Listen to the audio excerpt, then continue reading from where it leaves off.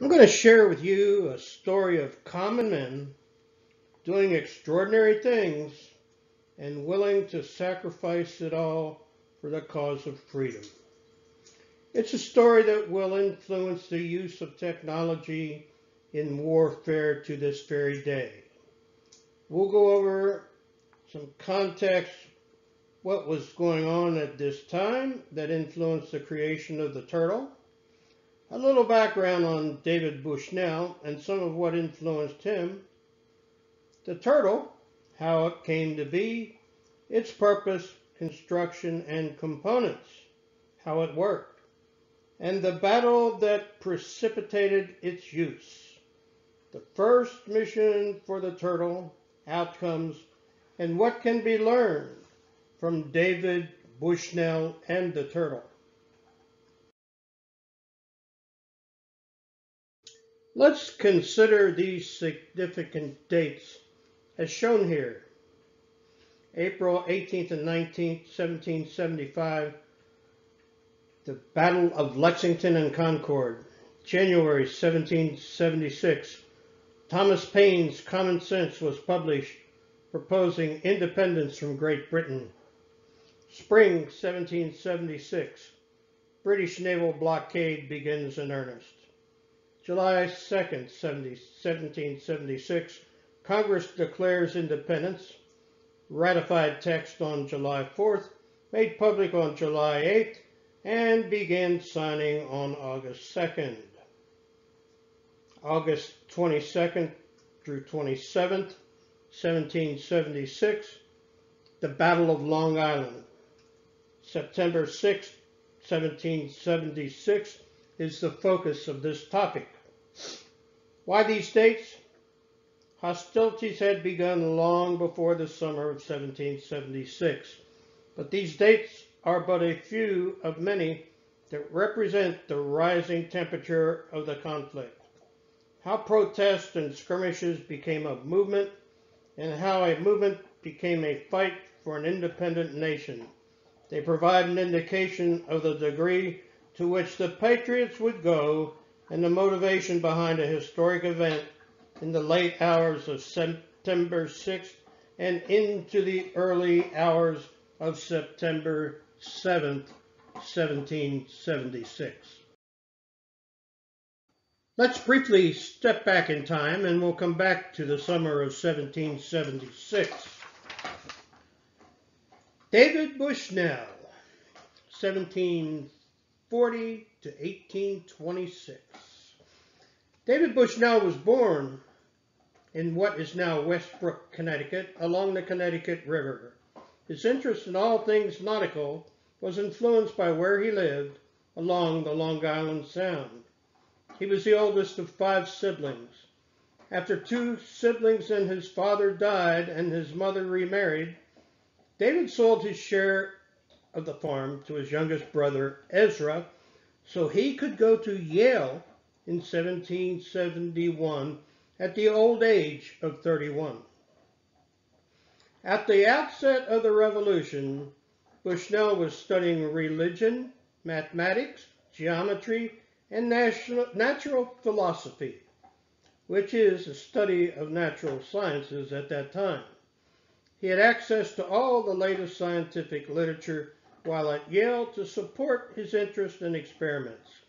He left Yale at the outset of hostilities in the spring of 1775, believing that technology would be the key to winning the war. As it happens, while at Yale, Bushnell, with his colleague Phineas Pratt, invented a process for igniting gunpowder underwater. A fervent patriot, Bushnell thought that surely his invention could be brought to bear in the fight against the British. But the first question he had to answer was how to deliver the device to a target he knew would be under heavy guard.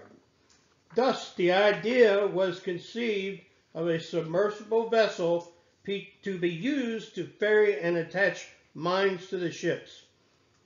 With his brother Ezra Bushnell, they set off to design and build this submersible delivery vessel. Not only had this type of military tactic never been attempted before, this type of vessel had never been built before. Bushnell faced several challenges from the outset, such as how to propel the vessel, surface, submerge, and maintain depth. He had to deal with three-dimensional space as opposed to only two dimensions on surface ship, supply air, navigate at night while underwater, couldn't use a candle because it would consume the oxygen, thus shortening the mission time. Benjamin Franklin proposed the use of bioluminescent foxfire fungi that glows at night. It was later discovered that this phenomena didn't work in cold environments, so timing of the missions would be dependent on the season. Also, measure depth and attach a mine while submerged. The hull was carved from massive oak trees and banded together by wrought iron, strapping and covered in tar for a watertight seal. The mechanical systems had to be made by skilled craftsmen, nothing off the shelf from Home Depot, such as the brass valves and pumps and the bell hatch that were made by clockmaster Isaac Doolittle near Yale. The mine, also known at the time as a torpedo, was Bushnell's own invention, aided by an academic colleague, Phineas Pratt, and Isaac Doolittle, the timing mechanism.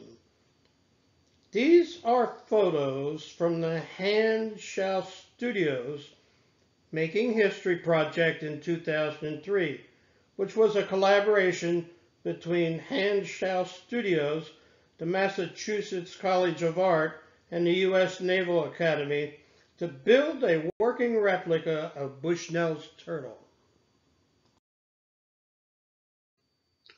The turtle. By early 1776, construction of the turtle, as it became known, was completed. The turtle itself measured 8 by 6 by 3 feet, had the volume to support 30 minutes of air when submerged for one person, and could move through the water at about 3 miles an hour. The mine measured 2.5 by 1.5 feet, contained 150 pounds of gunpowder, and used a time-delayed flintlock mechanism to initiate the explosion. Now that the turtle was completed, it had to be tested and a pilot needed to be trained. David Bushnell was the inventor and brains, but piloting the vessel required brawn, strength, and stamina. For that, he enlisted his farmer brother, Ezra Bushnell.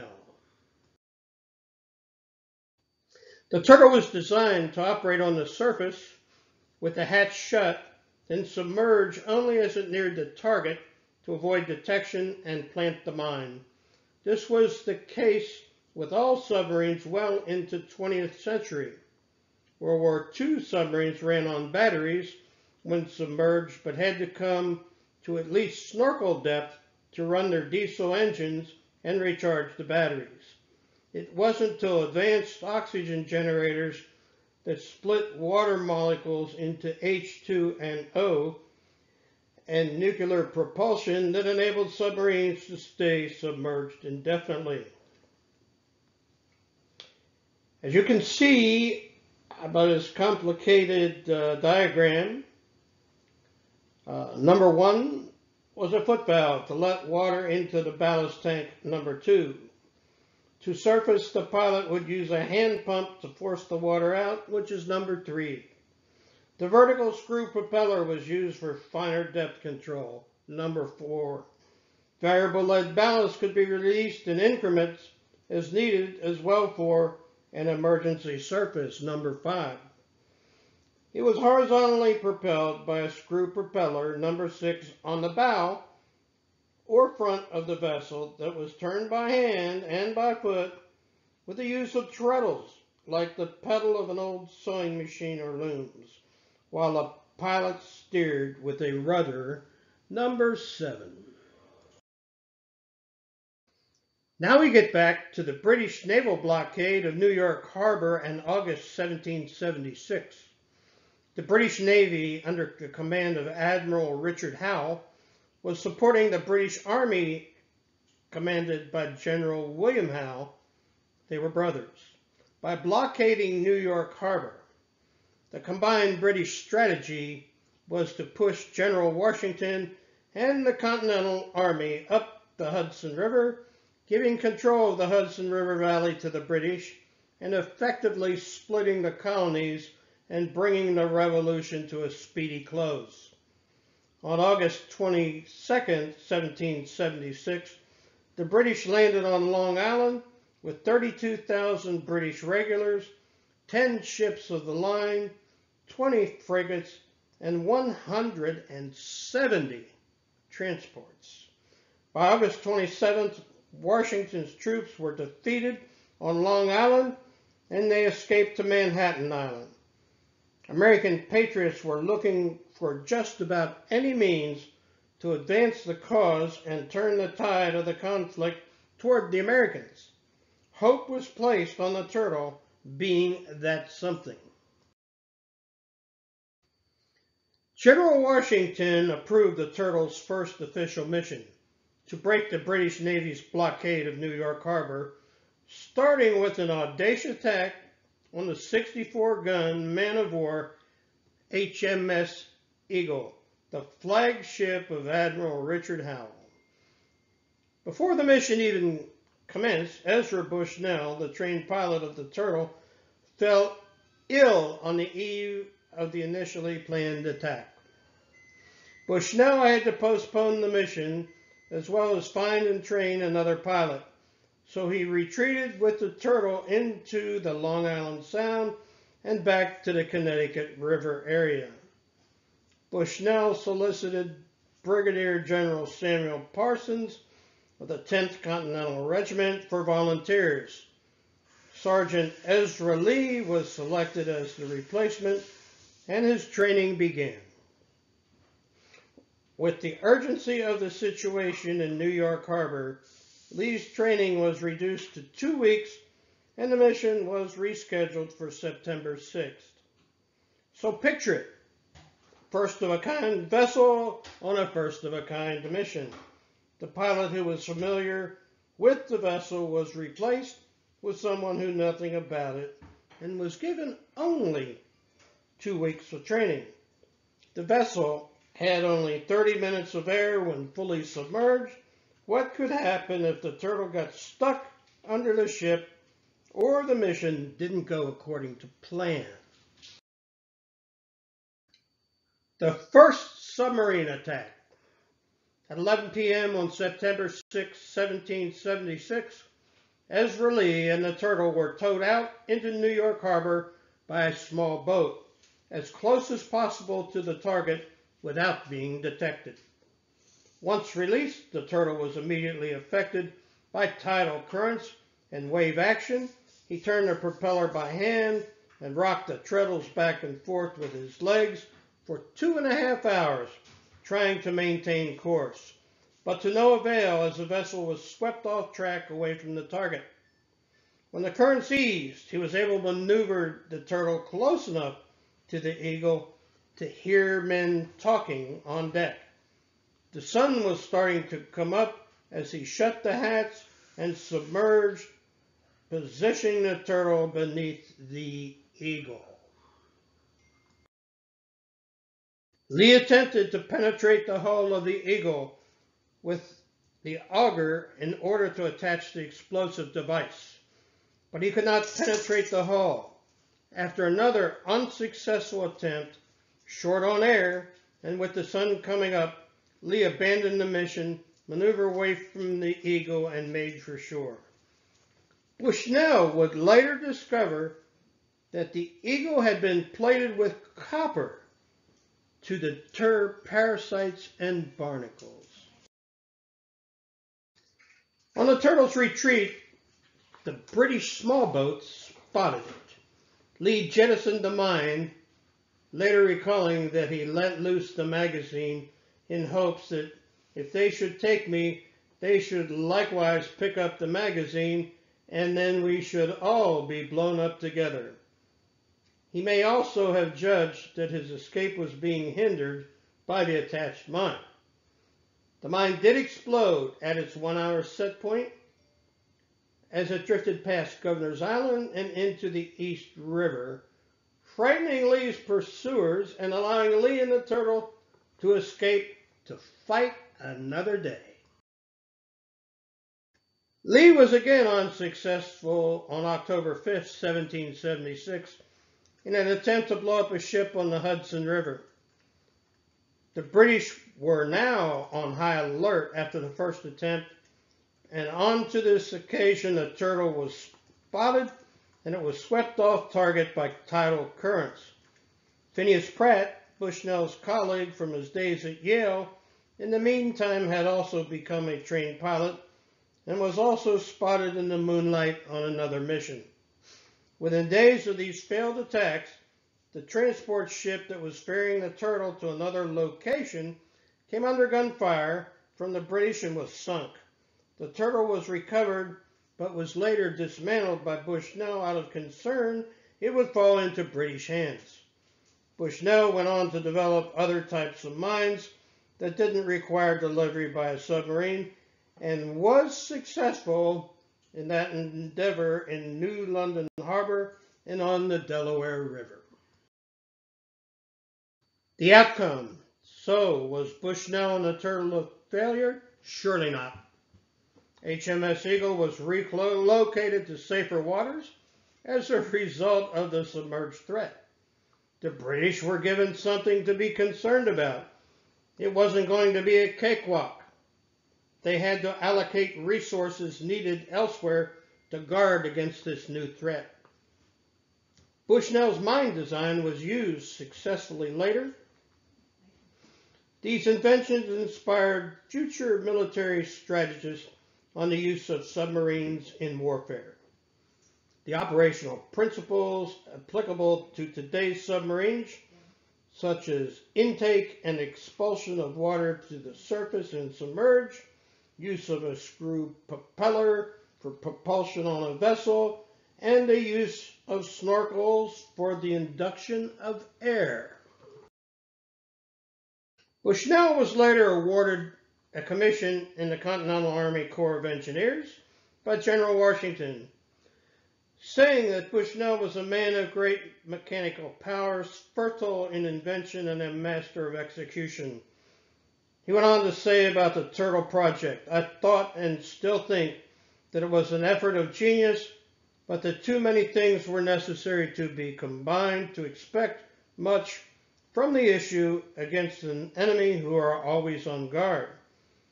After the war, Bushnell corresponded with Thomas Jefferson in 1787, detailing the submarine and underwater mine inventions.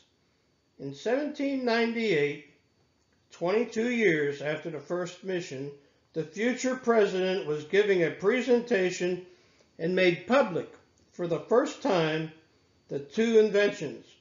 From that point on, Bushnell became known as the father of submarine warfare. Two submarine tenders, World War I and World War II, were named in Bushnell's honor. This photo was found while researching this presentation. It reads, "In commemoration, Captain David Bushnell, patriot of the Revolutionary War, born 1740 in Connecticut, died 1826, Georgia, creator of America's first wartime submarine, the Turtle. It was placed there by the Atlanta chapter of the Sons of the American Revolution."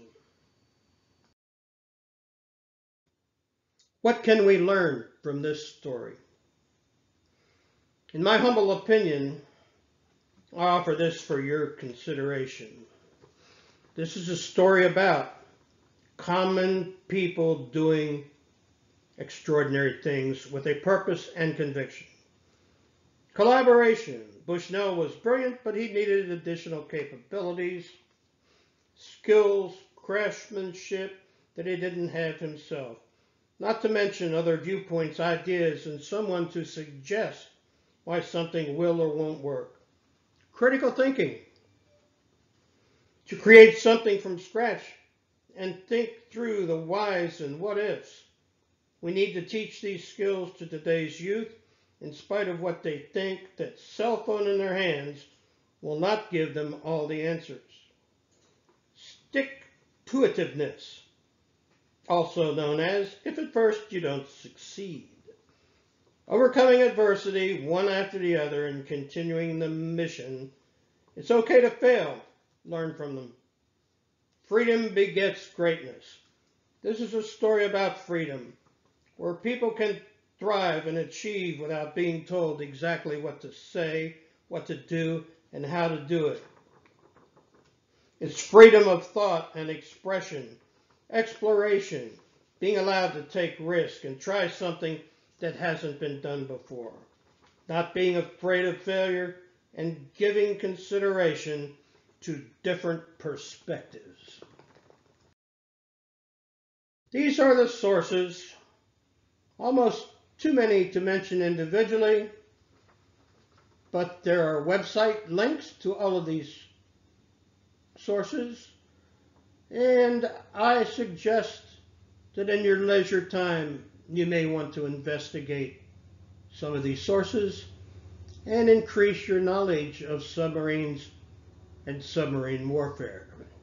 I want to give credit for this entire presentation to my son, former Navy Lieutenant in nuclear submarines, William M. Adkins, Jr.